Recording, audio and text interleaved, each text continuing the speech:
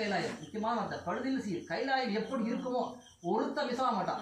கைலாயத்தில் யார்? ரிஷிகள், முனிவர்கள், சிவகணங்கள், பூதகணங்கள், நாயன்மார்கள், பார்வதி, விநாயகர், முருகர், அந்த பக்கம் மகாவிஷ்ணு, லக்ஷ்மி, சரஸ்வதி, பிரம்மா, யாரெல்லாம் வேண்டுவா நிற்பாங்களோ வணங்கி நிற்பாங்களோ அத்தனை பேர் அந்த அந்த ஃபேமிலி போட்ட போஸ் அப்படியே கையில் மலை இருக்குல்ல, அந்த மலையிலேருந்து அங்கே என்னென்ன இருக்குமோ என்ன நடந்து தினப்படி நடக்குமோ அது அப்படியே அந்த காட்சி அத்தனை பேர் அங்கே வந்தாங்க. அப்படியே அதே காட்சி அங்கே கிடச்சிது கைலாயத்தில். இங்கே திருவையாத்தில் இங்கே முழுனாரோ அந்த ஏரி பேர் மானசரோவர்னு பேர். அப்போ ஒரு பாவி இருந்துச்சு, எந்த பாவியும் தெரியாது.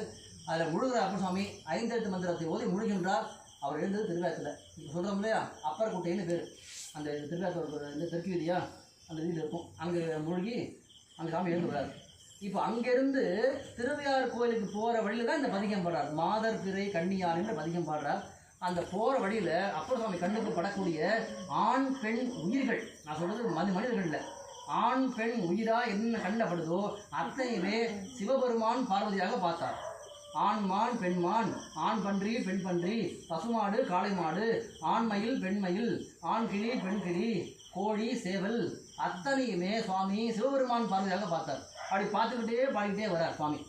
ஆண் யானை பெண் யானை இப்படி பரிசையாக பார்க்குறாரு. அப்படி அங்கேருந்து கைலாயத்துக்கு வந்து சாமி திருவேர் வந்து பதிகம் பாடலை. பதிகம் பாடுறதுக்கு காட்சி கிடைக்கல. பதிகம் பாடிக்கிட்டே ஐயாட்டுக்கு வர்றார். அங்கே தென் கைலாயம் பேர்.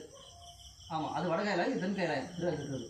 அங்கே உள்ள வரார் சுவாமி. வந்து பார்த்தா அப்படியே திருவையாறே கைலாயமாக மாறி இருக்கு. அப்படி கொஞ்சம் நேரம், அது கொஞ்சம் நேரம் தான், ஏறத்தாழ நம்ம சொல்கிற மாதிரி சொல்லலாம் 30 செகண்ட் தான். அந்த காட்சி 30 செகண்ட் தான். செய்தாக்கினார்னு வரும் அந்த காட்சி. 30 செகண்ட் தான் அந்த காட்சி.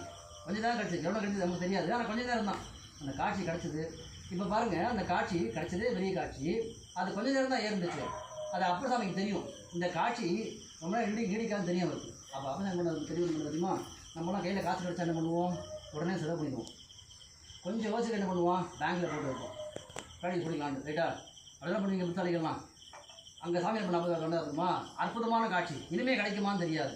சுவாமியை பார்த்த உடனே கண்ட ஆனந்த கடலினை கண்களால் முகந்து கொண்டு, சுவாமி காட்சியை பார்க்கல, கண்களால் முகந்து கொண்டார் சுவாமி. எப்படி பசுமாடு இறைய வச்சோடனே சாப்பிட முழுமா சாப்பிட்றாரு. சாப்பிட்டு இந்த இடத்துல வச்சுக்கும், பார்த்தீங்களா, கழுத்துக்கிட்ட வச்சுக்கும். அது பேர் அசைவோடதுன்னு பேர். இங்கே வாங்கி வச்சுட்டு பாய் தான் முழுங்கும். ஃபுல்லாத்தையும் முழுங்காது இறையெல்லாம். அந்த வெக்கையோட பச்சை புள்ளி போடுறீங்களோ, தீவிரம் போடுறீங்க இல்லையா, அதை சாப்பிட்டுட்டு ஓரமாக போய் உட்காரு பாருங்க. மழை காலத்தில் உட்காரும் போது அசைப்படும் மாடு, கொஞ்சமாக மாடு வாய் அசைப்படும் பாருங்க. அந்த மாதிரி அப்பர் சுவாமிகள் அந்த காட்சியை கண்களால் முகந்து கொண்டார். கண்ட ஆனந்த கடல், அது பேர் ஆனந்த கடல் பேர். அந்த கடலையே சுவாமி கண்ணால் முகந்து கொண்டார். உள்ளுக்குள்ளே முகந்து கொண்டு எப்போதுமே அந்த காட்சி இனிமேல் அப்போ நம்ம கண்டே இருக்க முடியா? அப்படி ஆனந்த காட்சி கண்டு அந்த பதிகம்